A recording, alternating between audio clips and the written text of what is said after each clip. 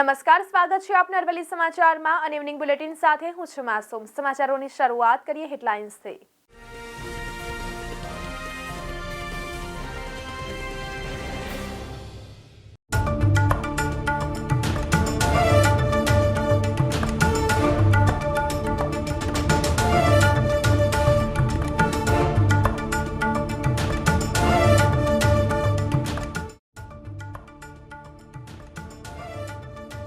ગોધરા વાવડી ખુર્દ સ્ટેશનો વચ્ચે ડબલિંગ કામને કારણે 2 મેમુ ટ્રેન રદ, કેટલીક ટ્રેનની અસર થશે।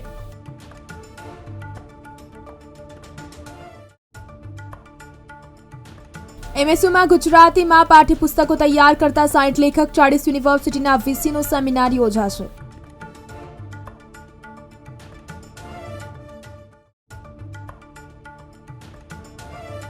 શહેરમાં ભેજ અને વાદળ દૂર થતા પારો 50 ઘટીને 140 થયો। પવનની દિશા ઉત્તર અને ઉત્તર પૂર્વની થતા તાપમાન ઘટ્યું।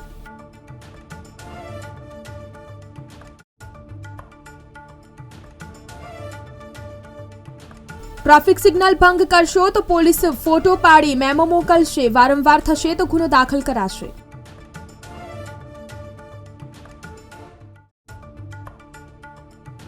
સૌરાષ્ટ્ર યુનિવર્સિટીમાં પીએચડીની 224માંથી 171 સીટ ખાલી રહી। ખાલી સીટો ભરવા માટે કુલપતિએ બનાવેલી કમિટીની 26મી બેઠક। અગાઉ પીએચડી પ્રવેશ પરીક્ષા પાસ કરેલાને એડમિશન બાબતે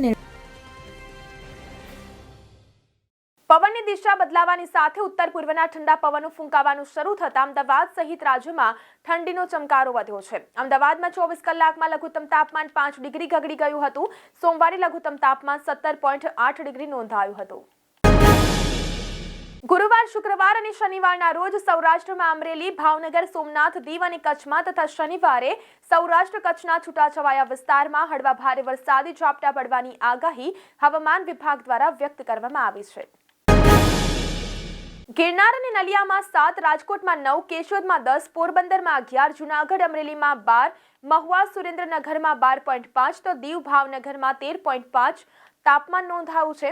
રાજકોટ સહિત સમગ્ર સૌરાષ્ટ્રમાં મોટાભાગના શહેરોનું મહત્તમ તાપમાન પણ 27 ડિગ્રીની અંદર પહોંચી ગયું હતું। ઉત્તર ભારતમાં થયેલી હિમવર્ષાની અસર સૌરાષ્ટ્ર કચ્છના હવામાન ઉપર જોવા મળી રહી છે।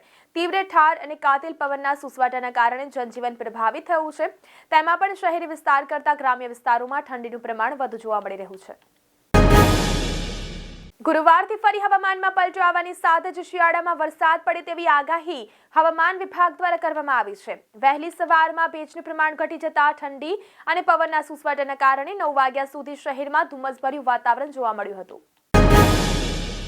સૌરાષ્ટ્રમાં વાદળો હટતા જ ફરી શીતલહેર છવાઈ ગઈ છે। રાજકોટ સહિત સૌરાષ્ટ્રના મોટાભાગના શહેરોમાં તાપમાન નીચે સરકી જતા શહેરીજનો ઠંડીમાં ઠૂંઠવાયા છે।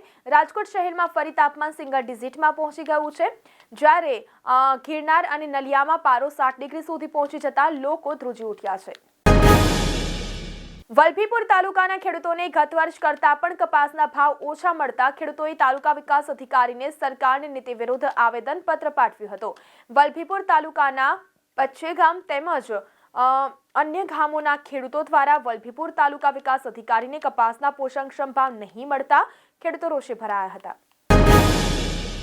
ભાવનગર પંથક જે ડુંગળીના ઉત્પાદનમાં સમગ્ર રાજ્યમાં વર્ષોથી નંબર 1 છે, તેમાં ખાસ કરીને આ વર્ષે કડી જે ખેડૂતોએ વાવેતર કરવા માટે લેવાની હોય છે તે સમયે ડુંગળીના સારા એવા ભાવો હતા, જેનાથી ખેડૂતોને ખૂબ સારા ભાવ રહેશે તેવી અપેક્ષા હતી, એટલે મોંઘા ભાવના બિયારણો લઈને ડુંગળીનું વાવેતર કર્યું હતું। ભાવનગરમાં શિયાળાની સિઝનમાં લઘુત્તમ તાપમાન 13.4 ડિગ્રી પહોંચી જતા શહેરીજનો ઠંડીમાં ઠૂંઠવાયા હતા। પંથકમાં માત્ર એક જ રાતમાં પૂર્વોત્તર દિશામાંથી 12 કિલોમીટર પ્રતિ કલાકની ઝડપે હિમભર્યા પવનો ફૂંકાતા તાપમાનનો પારો સડસડાટ ગગડ્યો હતો। તળાજા માર્કેટિંગ યાર્ડમાં 17 ડિસેમ્બરથી ડુંગળીની હરાજી શરૂ થયા બાદ દરરોજ લાલ ડુંગળીની અંદાજિત 2500 થી 3200 ગુણી આવી રહી છે। તળાજા માર્કેટિંગ યાર્ડમાં ડુંગળીના એક દીઠ ભાવ ઉપજે છે, જો કે તળાજા યાર્ડમાં સફેદ ડુંગળીની આવક નહીવત હોય છે। ગોંડલના સુલતાનપુર ગામ ખાતે ડુંગળીનું વાવેતર કરતા ખેડૂતો પાયમાલ થઈ જાય તેવી સ્થિતિ સર્જાઈ છે। ગરીબોની કસ્તુરી એટલે ડુંગળી કહેવાય, પરંતુ આ ડુંગળી અત્યારે ખેડૂતોને રાતા પાણીએ રોવડાવ્યા છે। અત્યારે ડુંગળીના ભાવ ઘટ્યા છે।